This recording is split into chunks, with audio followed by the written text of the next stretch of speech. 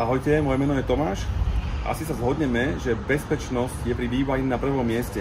Ekoprofil sa venuje oknám odolným voči vlámaniu a zvyšujeme túto odolnosť voči vlámaniu rozličnými bezpečnostnými prvkami.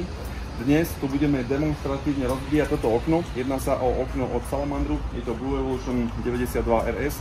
Okno je už v základe veľmi odolné voči vlámaniu a my sme ho ešte posídili týmito balíkmi. Poďte pozrieť. Okno má lepené sklo. Jedná sa o konexové sklo označované 44.4. Sú to dve 4 mm tabule, medzi ne sú použité bezpečnostné fólie. Také sklo je z vonkajšej strany aj z vnútornej strany. Stredná tabula skla je tzv. kalené sklo, ESG. Je to 6 mm tabula. Okno má bezpečnostné zamykacie body. Je tu kovanie v triede RC2. Kovanie má hríbikové zamykacie body. Tento hríbik zachádza do protikusu v ráme. Protikus v ráme je kotvený do oceľovej výstuže.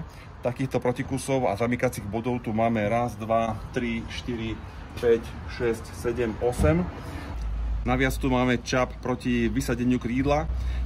Tento protikus znemožňuje vyvesenie krídla. Máme tu kľúčku bezpečnostnú.